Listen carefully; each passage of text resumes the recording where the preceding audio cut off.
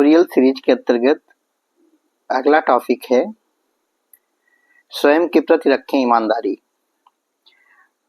आत्मा का वास्तविक विकास और चेतना की स्थिरता केवल बाहरी शिक्षा या अनुभव से नहीं होती, बल्कि स्वयं के प्रति ईमानदारी और आत्मनिरीक्षण से आती है। समकालीन जीवन में यह सिद्धांत और भी प्रासंगिक हो जाता है। तेजी से बदलती जीवन गति, करियर की प्रतिस्पर्धा, सामाजिक अपेक्षाएं और मानसिक दबाव के बीच व्यक्ति अक्सर अपने अंतरतम दीपक को अनदेखा कर देता है। किंतु जब हम स्वयं के प्रति सच्चाई, आत्मनिरीक्षण और आंतरिक विवेक को जीवन का आधार बनाते हैं, तब कठिन निर्णय, भावनात्मक उलझन और मानसिक अशांति के बीच भी हमारे मन में स्थिरता और स्पष्टता बनी रहती है। एक समय की बात है, एक युवा साधक अपने गुरु के पास आया और पूछा, गुरुजी, मैं सही मार्ग पर चलना चाहता हूँ, पर समाज, परिवार और मित्रों के दबाव मुझे बार बार भ्रमित कर देते हैं। मैं कैसे सुनिश्चित करूं कि मेरा निर्णय सही है?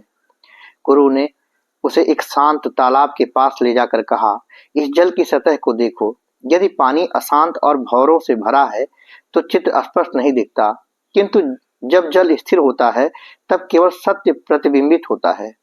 उसी प्रकार यदि तुम अपने अंतरतम स्वर और विवेक के प्रति सच्चे रहोगे, स्वयं को स्वीकारोगे और स्वयं के प्रति ईमानदारी रखोगे, तो जीवन की धारा चाहे कितनी भी जटिल क्यों ना हो, निर्णय स्पष्ट और स्थिर होंगे।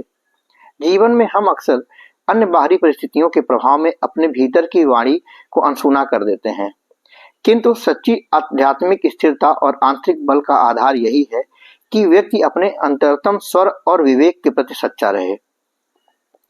जब हम स्वयं के प्रति सत्य और धर्म अर्थात सही कर्मों के प्रति ईमानदार रहते हैं, तभी जीवन में प्रत्येक निर्णय में स्थिरता और स्पष्टता आती है। महाभारत में भी इस दृष्टांत का अनुपम उदाहरण देखने को मिलता है। अर्जुन जब कुरुक्षेत्र की रणभूमि में अपने कर्तव्य और धर्म के बीच संदेह और भय का अनुभव कर रहा था, तब उसने श्री कृष्ण के उपदेश को अपनाया। हालांकि यहाँ केवल बाहरी सलाह या परिस्थिति उसे मार्गदर्शन नहीं दे सकती थी, अतः यहाँ पर अर्जुन का आंतरिक विवेक, उसकी अंतर्मुखी चेतना और स्वयं के प्रति सच्चाई ही उसे सही निर्णय लेने और धर्म पथ पर अग्रसर रहने की शक्ति प्रदान कर रही थी। इसी प्रकार यदि हम अपने भीतर की आवाज और आत्म प्रज्ञा के प्रति ईमानदार रहें, तो सामाजिक दबाव, व्यक्तिगत आकांक्षाएं और परिस्थितियां हमें विचलित नहीं कर सकती। आत्मा का वास्तविक विकास और चेतना की स्थिरता केवल बाहरी शिक्षा या अनुभव से नहीं होती, बल्कि स्वयं के प्रति ईमानदारी और आत्मनिरीक्षण से आती है। समकालीन जीवन में यह सिद्धांत और भी प्रासंगिक हो जाता है। तेजी से बदलती जीवन गति, करियर की प्रतिस्पर्धा, सामाजिक अपेक्षाएं और मानसिक दबाव के बीच व्यक्ति अक्सर अपने अंतरतम दीपक को अनदेखा कर देता है। किंतु जब हम स्वयं के प्रति सच्चाई, आत्मनिरीक्षण और आंतरिक विवेक को जीवन का आधार बनाते हैं, तब कठिन निर्णय, भावनात्मक उलझन और मानसिक अशांति के बीच भी हमारे मन में स्थिरता और स्पष्टता बनी रहती है। आधुनिक मनोविज्ञान में इसे ऑथेंटिसिटी कहते हैं। सत्यता और सेल्फ इंटीग्रिटी, सत्यनिष्ठा के बीच समझा जाता है। जब व्यक्ति अपने मूल स्वभाव, मूल्यों और आत्मा के प्रति सच्चा रहता है, तब उसके विचार, भावनाएं और कर्म संतुलित होते हैं। इसके विपरीत यदि हम बाहरी दबावों और समाज की अपेक्षाओं के अनुसार अपने निर्णय और व्यवहार बदलते हैं, तो मानसिक अशांति, अस्थिरता और आत्मशक्ति की हानि होती है। स्वयं के प्रति सच्चाई केवल एक व्यक्तिगत चुनाव नहीं, बल्कि आत्मा के विकास और जीवन के गहनतम अर्थ तक पहुंचने का मार्ग है। अक्सर लोग सोचते हैं कि सच्चाई केवल दूसरों से व्यवहार में ईमानदारी रखने तक सीमित है, परंतु असल में सबसे बड़ी सच्चाई स्वयं से होती है। जब व्यक्ति अपने भीतर की आवाज को दबाता है और अपने वास्तविक भावनाओं और इच्छाओं को अनसुना करता है, तब वह धीरे धीरे स्वयं से दूर हो जाता है। यह दूरी ही उसके जीवन में असंतुलन, असंतोष और मानसिक अशांति का कारण बनती है। आध्यात्मिक दृष्टि से देखा जाए तो आत्मा का स्वभाव ही सत्य है। जब हम सत्य से विमुख होते हैं, तो हमारी चेतना उस परम सत्य से दूर हो जाती है।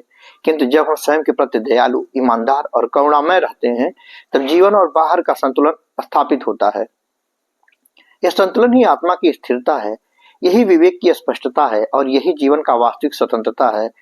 व्यवहारिक रूप से इसका अर्थ है, यदि आप थके हुए हैं तो अपनी थकान को स्वीकार करें, यदि आप दुखी हैं तो अपने दुख को पहचानें, और यदि आपके भीतर कोई आकांक्षा है तो उसे अनदेखा ना करें।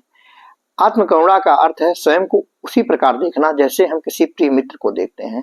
उसकी कमजोरियों को स्वीकार करते हैं, उसकी शक्तियों को पहचानते हैं। यह दृष्टि विकसित होती है जब व्यक्ति बाहरी अपेक्षाओं और दबाव से मुक्त हो जाता है, उसकी आत्मा स्वतंत्र हो जाती है। जब व्यक्ति विवेक स्पष्ट हो जाता है और उसका जीवन केवल एक साधारण अस्तित्व नहीं रहता बल्कि आध्यात्मिक साधना बन जाता है। यही स्वयं के प्रति सच्चाई की शक्ति है। व्यवहारिक रूप से इसे अपनाना कठिन प्रतीत हो सकता है, किंतु साधारण उपाय इसे सशक्त बना सकते हैं। सबसे पहले स्वयं का निरीक्षण। प्रत्येक दिन अपने विचारों, भावनाओं और कर्मों का संज्ञान लें और देखिए कि क्या वे अपनी अंतरात्मा, सच्चाई और विवेक के अनुरूप हैं। दूसरा, ध्यान और समाधि। नियमित ध्यान और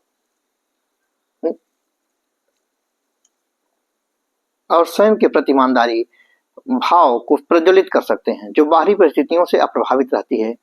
तीसरा, संयम और आत्मनियंत्रण। बाहरी आकर्षण और मोह माया के प्रभाव में न बहकर अपने आंतरिक मार्ग पर स्थिर रहना ही वास्तविक आत्म की सच्चाई है। स्वयं के प्रति सच्चाई का अर्थ केवल नैतिकता या सामाजिक अपेक्षाओं के पालन तक सीमित नहीं है। यह आत्मा की स्थिरता, विवेक की स्पष्टता और जीवन में वास्तविक स्वतंत्रता का मार्ग है। यह आत्म जय ही है जो युधिष्ठिर को धर्मराज बनाता है।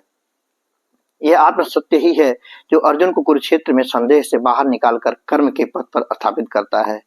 और यही आत्म सत्य उपनिषदों में महान घोष आत्मनः विद्धि की व्याख्या है। जिस क्षण हम स्वयं को स्वीकारते हैं और अपने विवेक का पालन करते हैं, उसी क्षण भीतर स्वतंत्रता, शांति और स्थिरता का उदय होता है। यही स्वतंत्रता जीवन की वास्तविक उपलब्धि दी है। जय हिंद।